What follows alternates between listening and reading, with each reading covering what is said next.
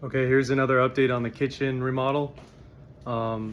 Surprised I'm not really even close to finishing 100%, but well, I'm probably 70% there now, but I'll explain a little bit right now. So yeah, here we go. The house is still a mess, but a lot of it is just a bunch of empty boxes, and I have my marker here, you know, the touch-up stuff marker. I can't find the other one. I'm not sure why. I'm gonna have to get some acetone or something to, or just a regular eraser. But because there's a lot of pencil marks that I made for installation, and so I'm gonna have to take care of that. But that's like a small detail. As you can see, I started to use the planer here, and I'll just turn it on for a second to show you. I guess I don't know, maybe I won't. But you see, basically, I'm just planing out this part so it can match the level of the cabinets I installed. And yeah, it's in here. You probably haven't seen it yet because it wasn't part of the video. So see how there's a slight reveal right there that I got to cut off, and I also have to level it there. So as you can see, I predicted it right because I didn't predict it. I mean, that's just what it is because I used the measuring tape to figure that out. But so yeah, so I'm just gonna have to plane that a little bit, and you can see here how it looks now. I took some of the doors off because I still have to use the fasten. I still have to fasten it to the plank down below. There's like a little, so there's 12 inches of plank over here on the bottom. It's like a footing thing that's anchored to the slab, and 6 inches over here that I can use for this cabinet. You'd be surprised because I'm actually, you can't really see it, but there's a little gap here, and maybe I can, shit. Well, you can see there's a little gap there, and there's nothing, I'm not attaching this at all to there because it's not needed. But the wall is still useful because once I put the plywood on there, I'm going to nail it to the top plate. That's going to act as a diaphragm, so that's good. But we also have this here. So the I put this filler part here. It wasn't part of the plans, but I still put it there. It was supposed to be over there, but I decided to put it over here, so it makes more sense, I guess. But you know, well, it wasn't necessarily supposed to be, I guess it was supposed to be over there actually. But the reason why is because this was titled something else. It's not a filler. It's not the same thing exactly as this thing. This thing is called a filler, and so that same filler was supposed to be used over here, but as you can see, I conveniently made it so that it wasn't necessary, because now I'm gonna basically put the you can see here a piece of gypsum board, and the one that I was using is nowhere to be found. Oh, it's right here. So basically I'm conveniently just putting it inside here, sliding it here so that it's pretty much right against it, so you don't need any additional filler. And then if it doesn't go right up against it, I'm going to use some shims here to shim it out a little bit, the drywall, and it just won't be 100% plumb, but that's fine. I'm going to do a combination of the drywall, they call that shims, and also I'm going to do some, they call that caulking as well. May not need the caulking depending upon how it looks, but or I'll just use drywall compound for that little, where the drywall meets the face frame. But yeah, it's starting to look pretty good. Right after I do the planing here, I'm gonna put the plywood on. So I'm gonna have to get some what do you call that again? They call it caulking nails, basically, you know. So it's bead nails. It's like you just put it's like a glue that you put all around the boundary, and I'm gonna put that on there to keep the plywood on, but also screw it using the deck screws that I used for the support of the ledger pieces that were temporarily supporting these. But yeah, it's coming together. I still have to wire for this outlet over there. I mean, the wiring is there, but it just has to be wired together, and a splice plate has to be there. But unfortunately now the countertop people are kind of being delayed. delaying. They're taking their sweet ass time now. But you know, I guess I don't know. I don't want to like try to rock the boat with them because I think they're starting to get kind of mad that I'm not paying them for installation because I'm planning on doing it myself. So they really wanted to do that, I think, but you know, it's just not that. It's like if it's like a $500 cost, I don't think it's worth it. I mean, you might see me. I might document that I would break the quartz countertop because it's so heavy, but I'll guarantee you that pretty sure I'll be careful enough with 2 other people to be able to carry it in, and it should be fine. So yeah, it's getting there.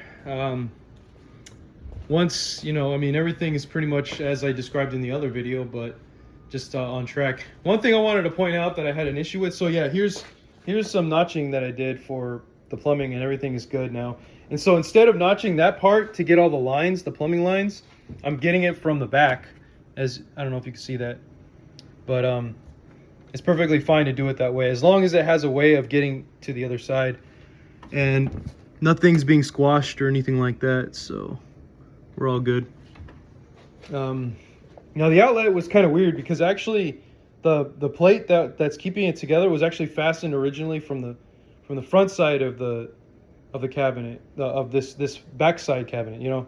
So basically instead what I decided to do was fasten it to the stud behind it, and I'm going to use spacers to like extend out the outlet, and then just put the faceplate on there. So that's all good. But one challenge I just discovered right now is I tried to notch the backside of this for the electrical cord. And by the way, I still need to, you know, screw this to the face frame. But I tried to do that, and it turns out I'm gonna have to. I'm lucky. I barely missed the clip, barely, and you can see that I'm gonna have to notch out the bottom there, and so it's gonna be a little awkward so that I could fit the cord in. I'm not sure how far it's gonna have to be out, but this is what you got to do if you want to, like, you know, you have to do workarounds.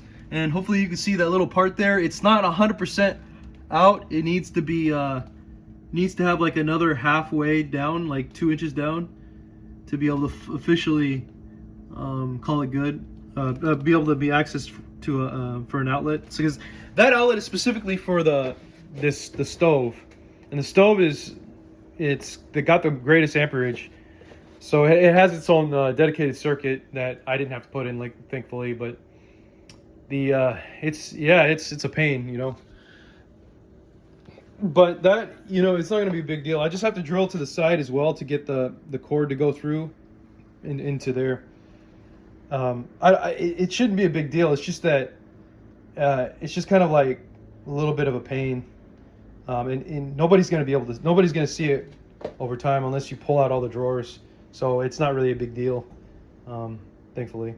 And it doesn't really compromise the strength or whatever of the cabinets. It's not like it's going to fall down or anything. It's just a little. So I'm going to have to extend it probably out a little, like by about 3 inches. I don't know how much. Depends on how much the cord needs. Probably 2 inches. I'm just going to, you know, do whatever I can. But yeah, and then I'm going to install backsplash here, but I have to repair this thing. So I came up with an idea because, for example, you might not notice, but this flexes a little bit. However, if I put rigid foam insulation right here, it'll keep it from flexing. So I'm going to do that. And I might put it up.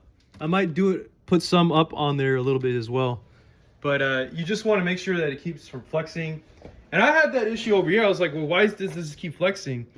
And even if I put, for this one, I haven't put spacers yet. But if I put spacers here, it'll also be a little bit awkward. Like, the reason is because it's a 3-gang. So if it just keeps flexing, and that's not even because the outlet is not attached properly. It's because the whole thing is just flexing. So in the same light, I'm going to use some rigid foam insulation. For this case, I may need to open this up a little bit and then put like a flat piece in there just so that it can catch so it won't fall down, the rigid foam insulation. But I don't know why, for some reason, I overcomplicated this. I didn't realize that it was really that simple. That's all you really need if you want to make it, prevent it from flexing.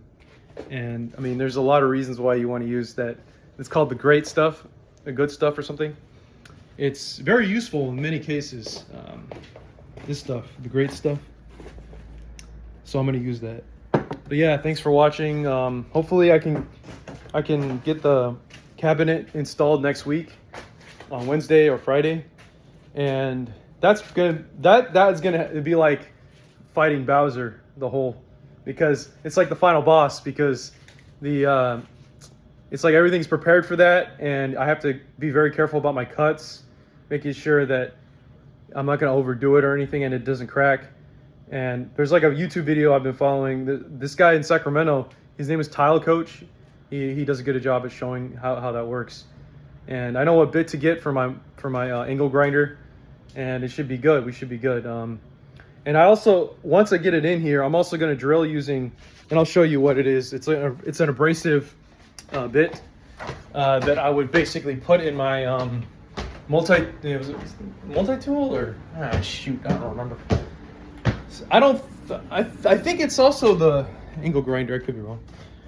This thing. So actually, no.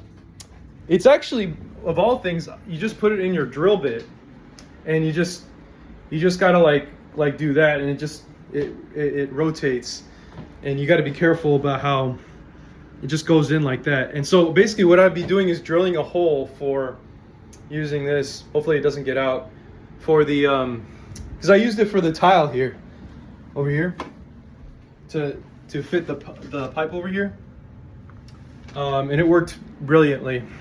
And it's a 1-inch one, so I'm gonna do it for both the soap dispenser and the air gap plumbing. So yeah, it's coming together. Anyways, hopefully I don't need to get any more tools for that, but well, I definitely will have to get the bit for the angle grinder, because this one is going to be quartz, and you also have to get a certain grit for to smoothen out the edge. And then yeah, it's going to be a interesting project. And then I'm going to have to also get the what was it, the stands, which cost like $50 a piece, so each. So anyways, thanks for watching.